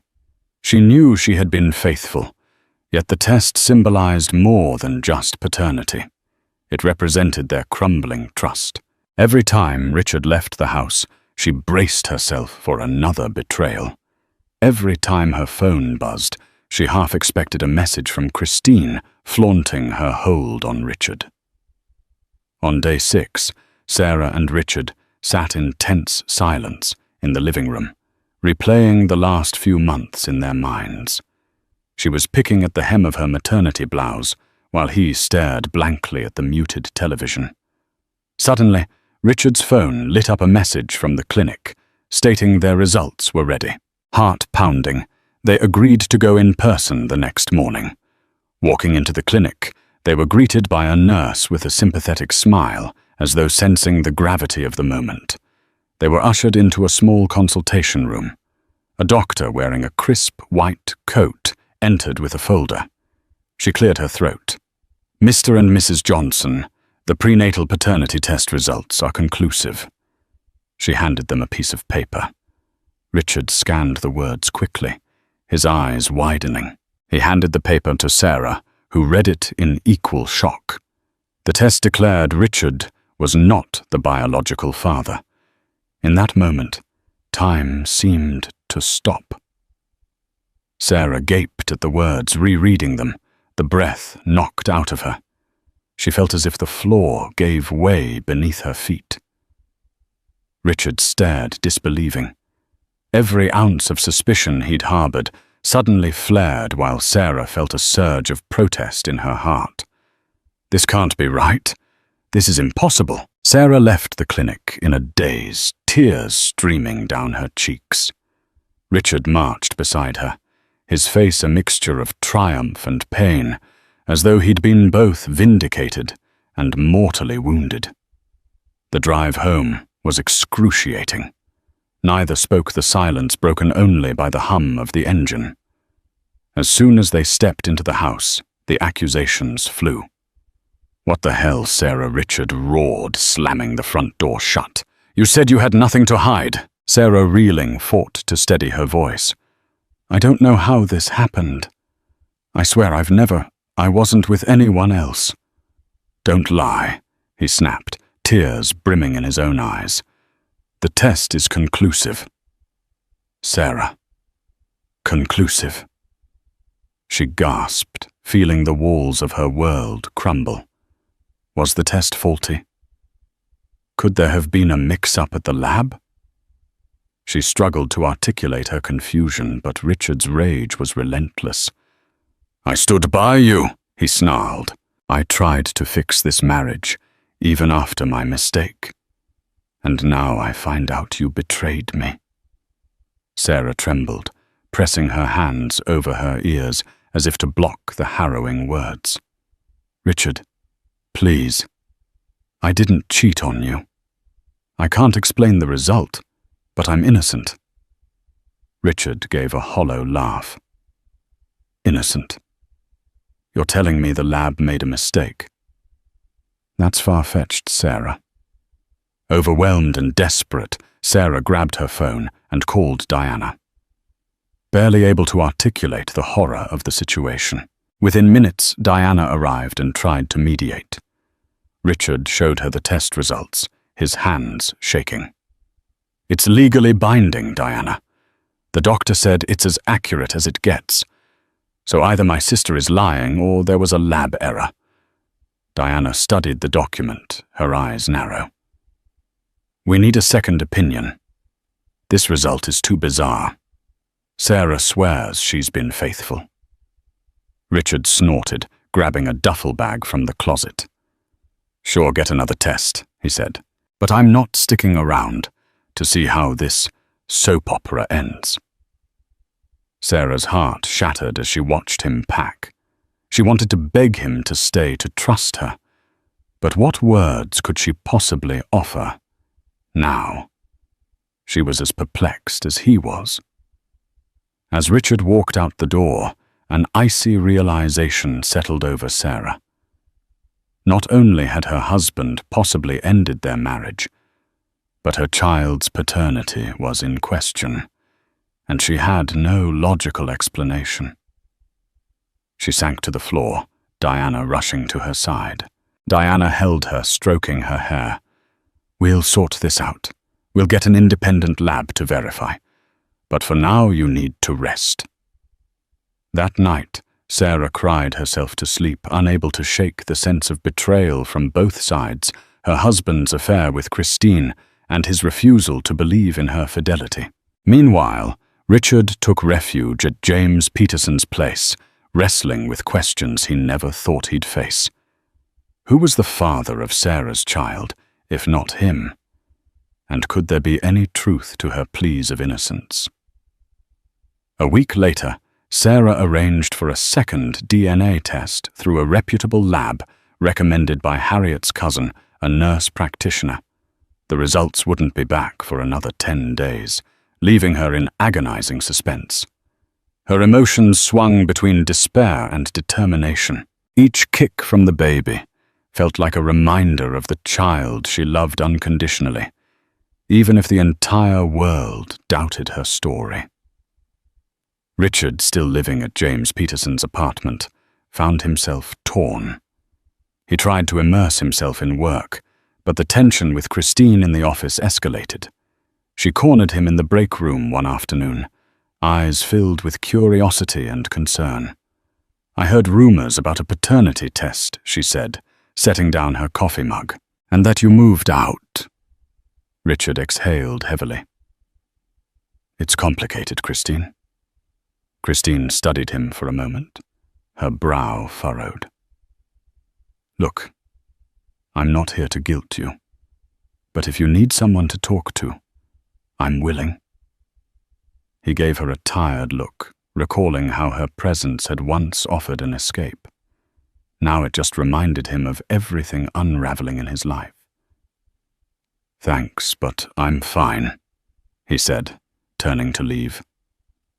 During his solitude, Richard spent a lot of time reflecting on his marriage. Memories of Sarah's radiant smile at their wedding, the first time they heard the baby's heartbeat, and the countless moments of shared happiness haunted him. He'd betrayed her first, yet now he felt equally betrayed, his trust shattered by a lab result. Still, a small voice whispered, "What if she's telling the truth?"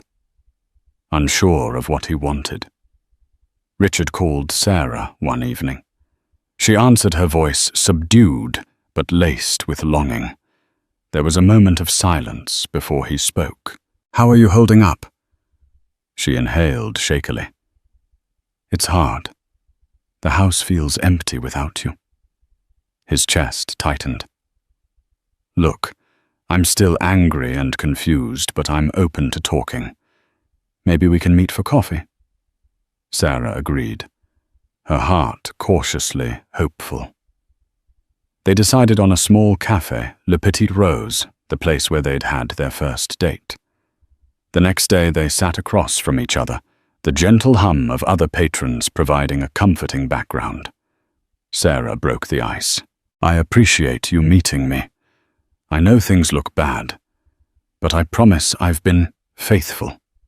I'm just as baffled by the test result." Richard stared into his coffee. "I don't understand, Sarah. If the test says I'm not the father, how can it be wrong? But a part of me wants to believe you." She reached out and placed a trembling hand over his. "I'll do as many tests as it takes to prove it. I love you. I never stopped loving you, even after everything." His eyes glistened with emotion. "I'm sorry for what I did with Christine. But this baby, if it's not mine, how do we move forward?" Sarah's voice quavered with desperation. "I don't have the answers yet. But can we at least try to keep communication open until the second results come in?" With a heavy sigh, Richard nodded. "Yes. But let's be honest, if the second test confirms the same thing, I don't know if I can stay." Their attempts at reconciliation were fragile, built on the faint hope that science had made a mistake. Yet lurking behind their forced smiles was the ominous question, what if it wasn't a mistake at all? The day the second DNA test results were scheduled to arrive, Sarah was a bundle of nerves. She barely slept the night before, pacing her bedroom, replaying every intimate moment with Richard in her head. There was no one else, she was certain of it. But how to prove what seemed scientifically impossible?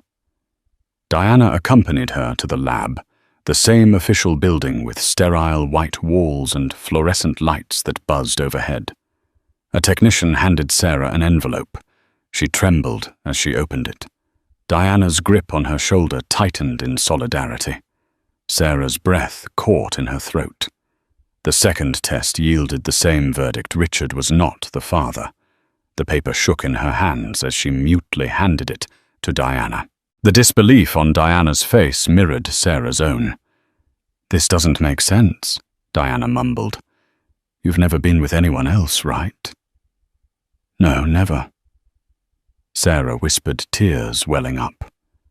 She felt trapped in a nightmare that defied reason. They returned to the car where Sarah broke down in sobs. Diana tried to console her. "We need to get a lawyer involved. Maybe they made a mistake, or the lab is confusing the samples." Sarah's tear-stained face contorted with anguish. "Two labs, two identical results. How is that even possible? Unless—" Her voice trailed off. "Unless what?" Diana pressed. Sarah's mind raced. Could she have had a rare medical phenomenon like chimerism, where her own DNA conflicted with the baby's? She'd once read an article about it. But that was exceedingly rare, almost unheard of. Still, she clung to that faint possibility like a lifeline. Diana, ever the pragmatic attorney, insisted on a meeting with a genetic counselor to explore any medical explanations. In the meantime, Sarah had to break the news to Richard. She dreaded the conversation, fearing it might be the final nail in the coffin of their marriage. That evening, Sarah found Richard waiting for her on the front porch when she got home, having sensed the results would arrive.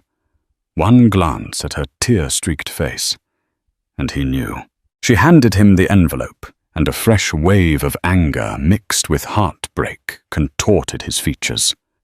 "I can't believe this," he muttered, scanning the paper. "2 tests, the same result. You lied to me, Sarah. All this time playing the victim when you're the one." He stopped himself, as though speaking further might break him completely. She grabbed his arm, her own tears flowing. "Richard, I swear I didn't cheat on you. I don't know what's happening, but I'm going to find out. Please just give me time." He jerked away, eyes blazing. "Time for what?" "To concoct another story I tried to reconcile. I tried to believe you. But facts are facts." She sank to her knees, sobbing in the twilight glow that bathed the porch. "I'm telling the truth," she whispered desperately. For a moment, Richard hesitated, torn between compassion and betrayal. Finally, he let out a strangled sigh. "I'm sorry, Sarah. I can't do this anymore." He walked away, leaving Sarah crouched on the wooden boards, her heart cracking open. The only consolation, the faint flutter of the baby in her womb. Little did either of them know the biggest twist was yet to come. The rain had started just before dawn. Light at first, then heavier, soaking the city in grey melancholy. Sarah sat by the window, cradling her swollen belly, staring out at the wet streets that reflected a world just as muddled as her thoughts. A week had passed since the second paternity test had crushed her, with the same unbearable result. Richard is not the father. But how could that be? She hadn't been with anyone else. Not emotionally, not physically. The accusation alone had been an earthquake. The confirmation a landslide. Each day she had carried the weight of disbelief like a second pregnancy inside her. Her appetite had all but vanished. Her smiles were hollow, offered only to reassure Harriet and Diana that she was okay. But she wasn't. She was barely holding herself together. It was Harriet who pushed her to keep asking questions. If you're certain, then the science is wrong. And science doesn't like to be wrong. Find the flaw. That simple statement lit something inside Sarah. A flicker of stubborn fire. She wasn't ready to give up on her truth. So on a foggy Wednesday morning, she booked an appointment with Dr. Patricia Langley, a respected genetic counselor with decades of experience. Harriet insisted on going with her. "You're not walking into that room alone. Not after everything you've survived." At the medical complex, Sarah clutched her file of lab reports, her heart pounding so loud it drowned out the sterile hum of the clinic. The waiting room was unremarkable, beige chairs, motivational posters about family health, a faint scent of antiseptic. But to Sarah, it felt like a courtroom, a place where maybe the truth would finally be heard. When they were called in, Dr. Langley greeted them with calm eyes and a firm handshake. She was in her early 50s, with graying curls tucked into a bun and a demeanor that inspired both authority and compassion. Sarah launched into her story 2 paternity tests, both negative.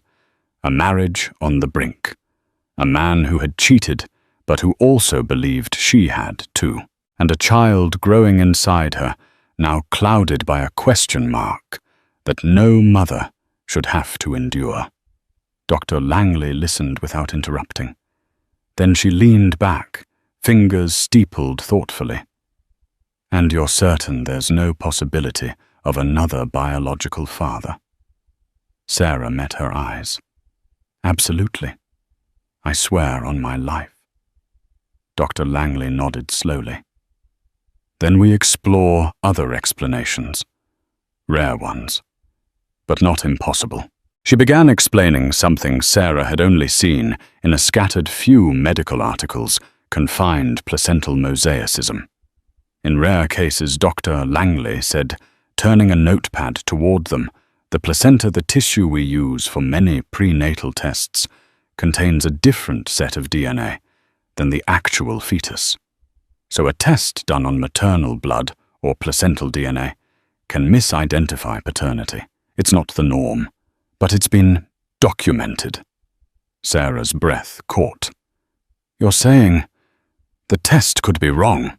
Not because the lab made a mistake, but because my body gave them the wrong sample. Precisely, Dr. Langley replied. The test may have measured genetic material from the placenta instead of the baby. Harriet leaned forward. Can this be proven? With further testing, yes. But the most definitive answer would come after birth from a postnatal paternity test directly on the baby's blood. Sarah felt a jolt of hope so strong it nearly knocked the breath from her lungs. Finally, something that made sense. Something she could fight with. She clutched her belly, her baby kicking softly against her hand, as if he too understood that a truth long buried was beginning to surface. The rest of the appointment blurred into instructions: what labs to visit, what tests to order, which specialists to loop in. But the final words from Dr. Langley echoed loudest. You are not crazy, and you are not alone in this. The next morning, with medical documents in hand and her heart pounding harder than ever, Sarah drafted a long message to Richard. She attached Dr. Langley's explanation, the case studies, and even a voice note where she tried through a cracked voice to explain the scientific possibilities. Then she waited. Hours passed, then a day, then 2. No reply. By the third morning, Sarah's phone buzzed. A new message, not from Richard, but from James Peterson. I gave him everything you sent. He's reading it now. He wants to meet the doctor. Sarah could hardly breathe. Was this the beginning of a shift? 2 days later, Dr. Langley called her, her voice calm as ever. Sarah, Richard came in today. I explained everything again in person. He listened. Sarah's hands trembled. And what did he say? There was a long pause. He didn't say much, but he cried. That evening, Richard knocked on Sarah's door. She opened it with cautious restraint, wearing an oversized sweater and the same exhaustion she'd been carrying for weeks. He stepped inside slowly, as if unsure he deserved to. I'm sorry, he said. That was all. But the way his voice cracked, the way his shoulders sagged under guilt and regret, told her it wasn't just a formality. It was grief. Grief for the way he'd accused her, for not believing in her when she'd most needed it, for choosing doubt over love. I was wrong, he continued. So wrong. I let my own betrayal blind me to your truth. You told me again and again, and I walked away.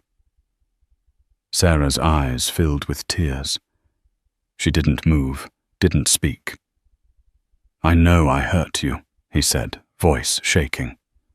And I know this explanation doesn't erase that. But if you'll let me, I want to be here when the baby is born. I want to take the postnatal test, and if it confirms I'm the father, I want to earn my place again, as a dad. Maybe someday. As your husband. For the first time in weeks, Sarah allowed herself to feel something other than sorrow. She didn't smile, but she nodded, slowly. "I'll let you be there," she whispered. "But Richard, this doesn't mean everything is fixed. We have a long way to go." "I know," he said, "but I'll walk every step of it." And as the rain continued to fall outside, they stood in the quiet space between the past and the possible future, not healed, not whole, but willing to try. Armed with Dr. Langley's findings, Sarah called Richard, leaving a voicemail and sending him a detailed email outlining the situation. She explained the medical anomaly and pleaded for him to speak to Dr. Langley himself. Days passed with no response. Undeterred, Sarah forwarded the information to James Peterson, hoping he could persuade Richard to at least consider the possibility. Finally, 2 weeks later, Richard showed up at Dr. Langley's office unannounced. His hair was disheveled dark circles under his eyes, betraying his own sleepless nights. The genetic counselor greeted him calmly, reiterating what she had explained to Sarah, that the paternity tests could have been compromised by rare placental genetic differences. She assured him that once the baby was born, a postnatal test would almost certainly confirm he was the biological father. Richard's world spun. Guilt washed over him like a cold tide. He thought of how he had humiliated Sarah, refused to believe her, and pushed her away at her most vulnerable. He realized the terrible irony he had betrayed Sarah. Yet he'd accused her of the ultimate betrayal, compounding her pain. That evening, Richard drove to the house they once shared. Sarah stood by the living room window, arms wrapped protectively around her baby bump. As he entered, she stared at him, uncertain whether to brace herself for more heartbreak or cling to hope. "I spoke to Dr. Langley," he said quietly. She explained everything. Sarah's eyes welled with tears, but she fought to keep her voice steady. "So you believe me now?" He nodded, anguished. "I'm so sorry for everything. The doubts, the accusations. I don't know. Angry. Confused. And all along I was the one who actually wronged you." She closed her eyes, tears slipping down her cheeks. "You broke my trust, Richard. You and Christine. And then you left when I needed you most." He moved closer, hesitantly, taking her hand. "I know. I don't expect this to be fixed overnight. But if there's any chance of rebuilding, of starting fresh for the sake of our baby, I'm begging for it." Sarah studied the desperation in his eyes. She thought of the endless nights she'd cried alone, the heartbreak she endured while pregnant. Could she forgive him? Could they rebuild their lives on the ashes of betrayal? "I need time," she whispered.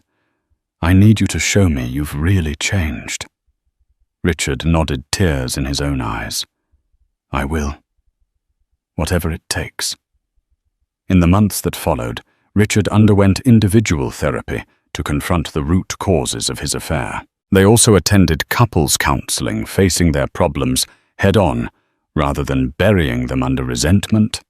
Christine Monroe requested a transfer to another branch of Allen & Myers, seeking a fresh start. Her departure cleared some of the tension at Richard's workplace, though the guilt would linger for both of them. Finally, the baby arrived, a beautiful boy they named Daniel. The moment Richard held his son for the first time, tears of joy and regret mingled on his face.